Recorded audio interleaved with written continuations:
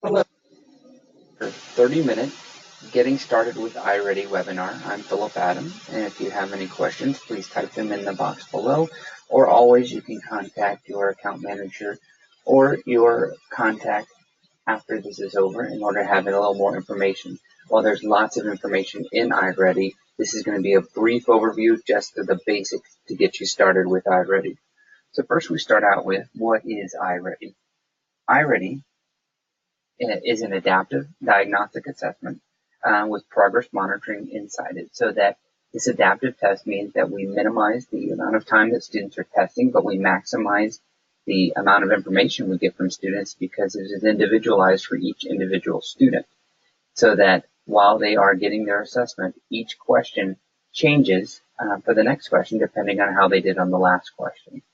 Once we finish that assessment, we provide personalized digital support for them in that students are assigned lessons that are online instruction for the students to do independently, whether it's in your classroom or at home. And by doing so, it works on the information that we got from their assessment to find out exactly what it is they need in order to progress to the next level. So whether your students are right where they should be, whether they're ahead, whether they might be slightly behind, this information will come out to them. Now, our online instruction goes from grades K through 8.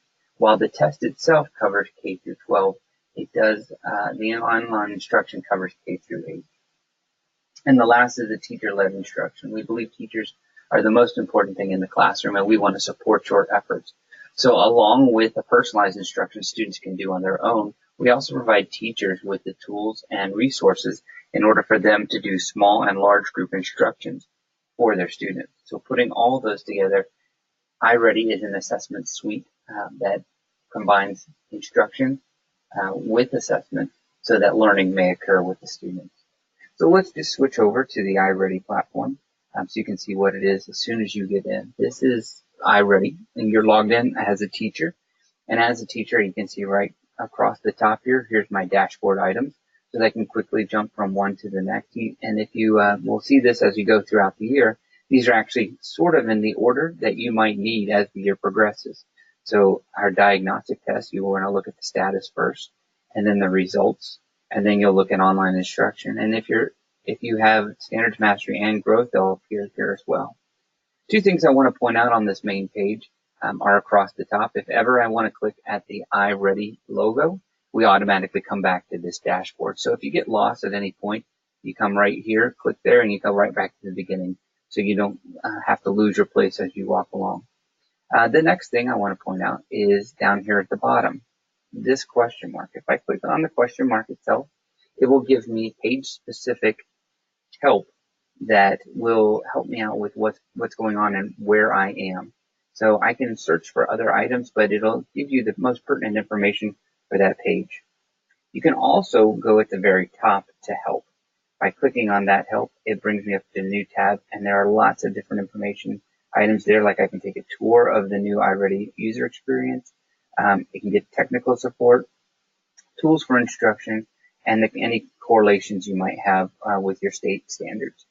It also will bring you to iReadyCentral.com. Now, if I click on that, it'll actually take me to iReady Central, which is available for you. And there's lots of different information. There's many more pieces of information here than I have time to go over. But a couple of things, if you click on the plus sign for getting started, it will talk about how to understand your iReady, getting good data, leading your implementation, using your data. For special circumstances, using iReady with, we have actually extra ones for middle school and kindergarten, especially as we know those kindergartners, everything is new at the beginning of the year. These are some tools and resources in order to help them not only grow comfortable with it, for them to understand what they're doing. One thing I do want to point out is the Teacher Success Guide. A lot of the things I'll be talking about and a lot of the things that are on iReady Central are in the Teacher Success Guide. If you have a face-to-face training, this Teacher Success Guide usually is provided to you. But we have it here downloadable in PDF format. So you can download this and it will take you through step-by-step of why you do some things, not only that, but how to do things, and what are some of the things that you can do to prepare your students, such as what do you do before students get to your classroom? What do you do before you test the students? How do you prepare your students? and what do you do after the test is finished. These resources here are just a gold mine of information, and so I would highly suggest you download the Teacher Success Guide as you start going throughout your day and the experience. It's not only a good resource to read back to, but also something to look at through before you give your first assessment or before you start doing the data analysis, so that you understand what you're looking for and how you can best support your student. We'll switch right back over to the user experience, and we'll go up to the top. I'll click on that iReady icon and bring me to my dashboard. And so I'm going to just cover over 3 reports today and one of the online instruction pieces before we're done. If I go to diagnostic status, you can see right here, this is the first thing that's brought up, and because of the time of year, that's where it is. The diagnostic status is here, and I can actually see my students who are in progress. So I can very quickly see that I have no students haven't started, 3 in progress, and 1 who has completed. And I even have a little flag here that tells me the one who completed rushed through the test. So if I wanted to go deeper into it, rather than just looking at the overview of it, I can go to this diagnostic status report in one of 2 ways. First, I could just click on this information right here where it says monitor student status. But if on any report you want to look at, you can go to the top where it says reports, and I can see here's my diagnostic status report. And so I could quickly go to reading or math from here. But I'm going to go from this main page that I showed you. I'll click on monitor student status. If you're a teacher with more than one section of students, it will actually put all your students in one place. But I'm going to just go to choose one class alone. So you can see this is where the class I have in reading, where he's completed the test, but he rushed through it. So if I really want to see who was it that rushed through there, I can click on the alerts, and at the very top I can see my student Adrian Delgado rushed through the test. By clicking on the plus sign here, I can actually see what that means. So if I get a red flag, it means on average took less than 11 seconds per item in order to complete the test. If I get a yellow flag, it means that it was anywhere between 11 and 15 seconds to complete the item. Now, when I say this, that they've rushed through the test, it doesn't necessarily mean that it was bad. It's one piece of information that you can know of whether or not the student gave their best effort. Your active proctoring is always very important as the test is going on, to walk around and see what's going on in your classroom in order to make sure that no one is rushing through too fast.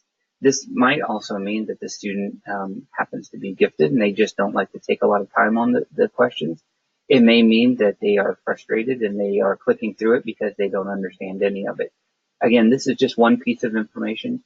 Before you contact your administrator about resetting a test or reassigning the test to them, I would make sure that you look at this for all other pieces of information before doing so. So now that we see our diagnostic status, I can again go from each window and go down and look through all my students. If I need to, I can even click on the student itself and see if they're in the middle of a test. So if the test was not completed, I would actually see a percentage of how far they are on that test, whether they're 50%, 80%, 20%. And then I can, if I need to, I can reset the test if they're clicking through too fast, so it puts them from the beginning, or just monitor all my students to make sure that students who are taking the test will need to go and do it again in another session. Just as something to remind you, if you don't know, each test, whether it's reading or math, takes approximately 60 minutes in order to complete. Now that includes logging in and logging out time. So what we suggest for each session of your assessment is that you take 2 different sessions in order to give the test. So if you have a math test, we say do it on day 1 and 2. If you have a kindergarten or first grade class, we might even suggest 2 or 3 sessions, just depending on how comfortable they feel. But you are going to take approximately an hour in order to complete each assessment. So as we move up, let's go back to our main page. And I want to show you another thing that as you are getting started, I want you to check on your roster. By clicking here on rosters at the top, I will choose my section. I'm going to choose Mr. Greenwich 4th grade section 1 class. And I can see here's all of my students. If you are in a place that has a single sign-on, most likely this is being uploaded from your student information system. So if you see a student on here, on your roster, or not on your roster that should be on your roster, what I would suggest is talk to your registrar to make sure they are enrolled properly, and then you may need to wait 24 hours.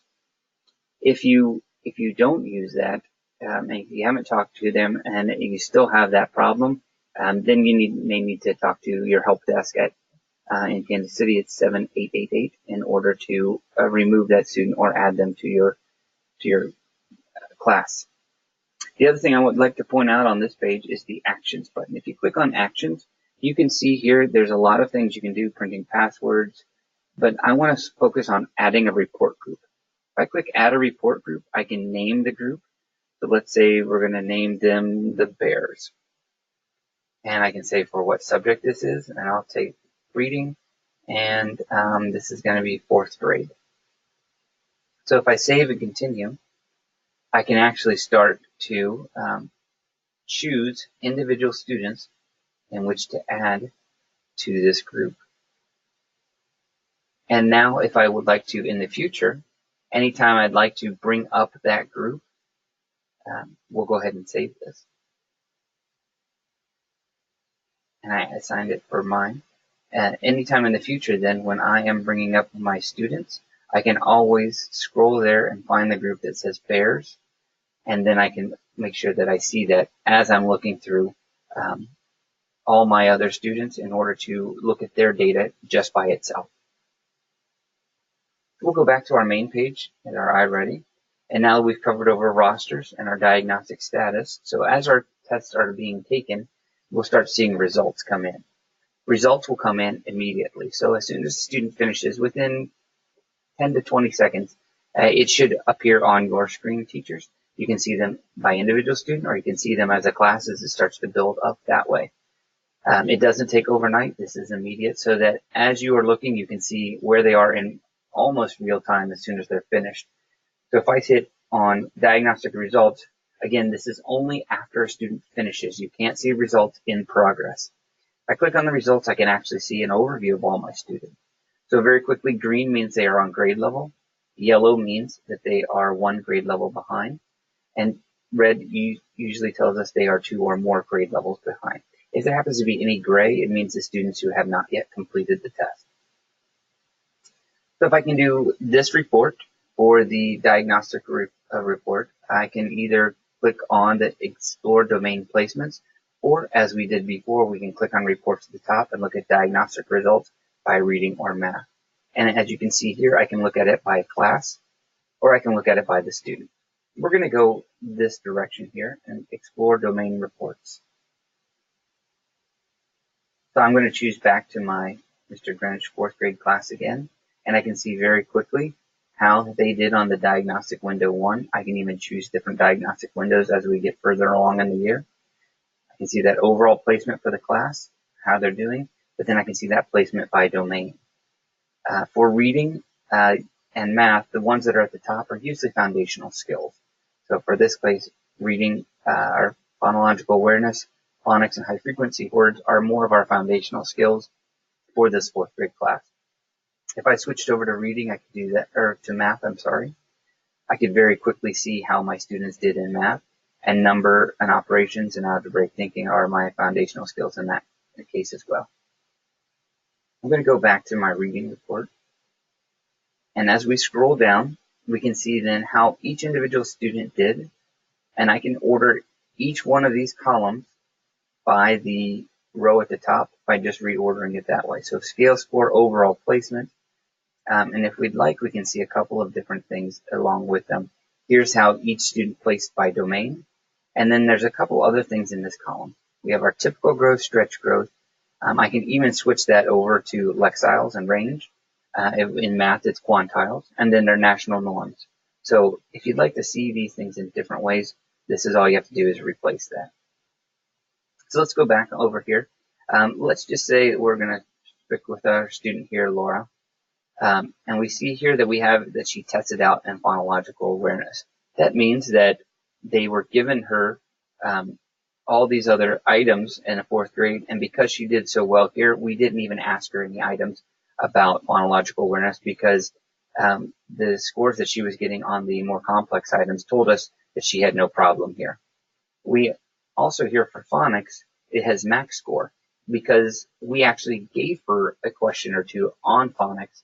And because she did so well, she maxed out the score and we moved her on to the more complex domains for her that are non-foundational.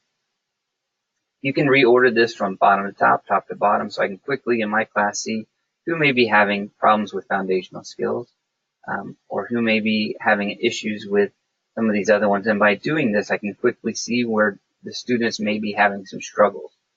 This will also lead us to groupings and later on in flexible groupings if you're doing some response to intervention or PBIS. As well as looking over here when we go to our growth, here's what I want to put out there for everybody to understand. These growth are based on exactly what they say, typical growth and stretch growth. These are not goals set that if they get it or don't get it means they're a good or not a good student. These are what we've observed. So in the last few years, we at iReady have been doing lots of different research, and we've been collecting data from millions of different tests that have been given. In this case, for students who start at this placement, this is the typical growth for students at that placement. It doesn't mean it's good. It doesn't mean it's bad. It just means what we've observed out of students. So this gives teacher an idea of how students who are similar to this student have done in the past. This can be used to help guide your goal setting for students, but I would not use this as the end-all be-all of what the number they should get. There are other factors to take into account, and just like you all know, no one test should determine how well students are doing. This should be used in conjunction with other pieces of information that you have. We also have the second thing is stretch growth. Stretch growth is an ambitious but attainable growth, and it's a growth that puts them on a path to on and above grade level. So for this student, Oliver, we have a stretch growth. Even though he's in fourth grade, this is a second grade. He's placed at second grade. And so our stretch growth is 50. We found that usually students who are a little bit lower, their growth, from what we've observed, is a little bit higher. So that's why we put this stretch growth. Not every student will reach stretch growth, but it is a nice idea to see of what would be ambitious for them. As we scroll down, we can see all of our other students, and we can quickly find out how they're doing on their growth. We can see what their Lexile scores are. We can see lots of different pieces of information. So this is our diagnostic results report. I'm going to go into one individual student. So let's see about Oliver Dudley here, and we'll take a look.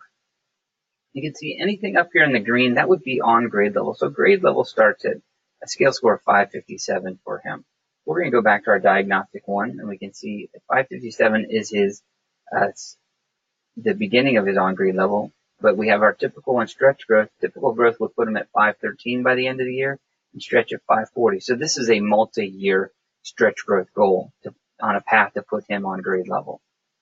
I'll show you a different one, a different student a little bit later on. But as we see this, we can kind of see how did Oliver do on all these other pieces of information. We can click on the national norms, and if it's math, it'll be for quantile performance as well. But I can see where he is on his national norm, and I can even get some resources from Lexile.com that shows me a list of books that you could pull for yourself or for parents or for students in order to find books that are in that Lexile range to help get them excited about reading and hopefully push their Lexile even further along. I say always, and teachers tell me, that this is a great report for parent-teacher conferences because it will then give some information about the student on the domains, actually using Oliver's name in the report itself. And then as I click on, let's say, comprehension and literature, I get a little bit more information about developmental analysis, what Oliver can do, and here's some next step for resources and instruction. So by clicking on the plus sign here, I would actually see what some of the things that we need to do with them. And by clicking on the tools for instruction, I actually get a small lesson, a 20 to 30 minute lesson on how to help him and other students that have this same need in their educational profile. This doesn't necessarily have to happen with kids who are behind. It can happen with kids who are far ahead. It just gives you what's next steps in order to work with their instruction. And so all of this is in the student diagnostic report. So I'm going to close out this report and come back. And let me show you another student who, as we do overall placement, who is just off grade level. And you can see what their report looks like. So let's go with Anna Matthews. By clicking here, we can see this is how she does on diagnostic 1. And she is below grade level right now. But typical growth would put her just below grade level. Stretch growth puts her at the beginning of grade level. We are trying to shoot for being mid or late grade level by the end of the year.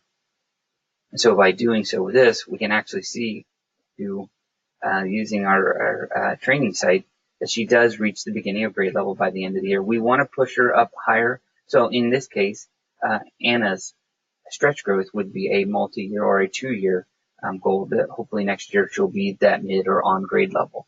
Again, what we're trying to do is set targets for you that are attainable and reasonable.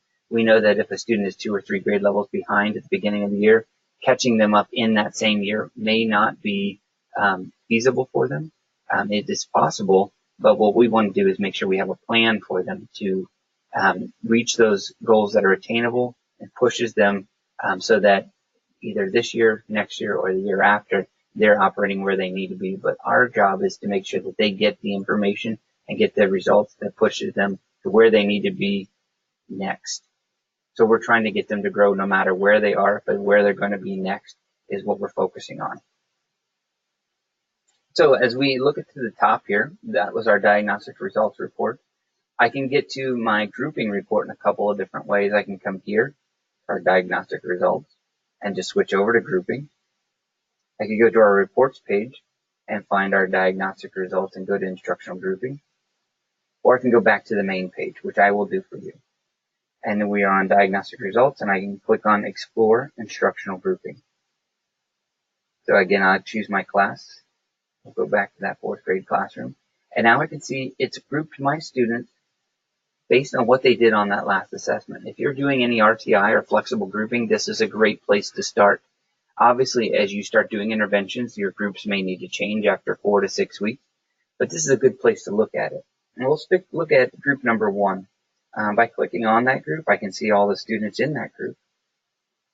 And just underneath, if I click right here, this plus sign, it'll actually tell me, here's why students were placed in this group. In this case, they have a below grade level in phonics and a limited vocabulary. So what I can do is I can actually reorder their phonics and go from top to bottom and may say, well, these students down at the bottom, we may need to create a separate group for them because they're doing fairly well in phonics. And so I may want to focus a little bit more on vocabulary with them, or I may want to focus them on phonics in a different place than I am for these students at the top.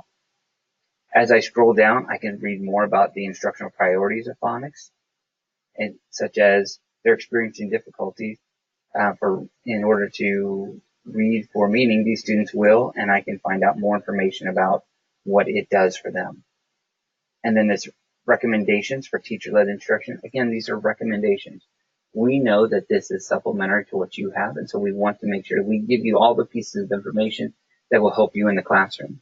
And then again, as we had before in the individual students, we have these tools for instruction, and by clicking on it, it will load up a PDF of a lesson. In this case, this is a 15 to 20 minute lesson that helps them distinguish open and closed syllables. This information is available to you, and we want to make sure that it's very quick that you can see these. This is for teacher-led instruction. We're giving you the groups. So we've covered over how to go to rosters. We've covered over the diagnostic status of as they're taking the test, the diagnostic results once they're done, whether it's groupings or whether you want to see how they place on all your domains with the targets and lexiles and percentiles. And then finally, once you're done giving the test, automatically students will be assigned online instruction for them. I can monitor by clicking right here.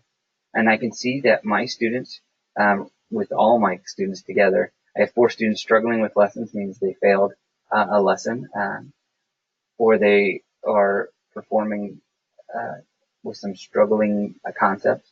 Or I have 19 students who have domain shut off, meaning 2 of their, they failed 2 different lessons in the same domain back to back. And so it shuts it off and gives you the chance to figure out what's going on and give them extra information. Quickly about this is time on task.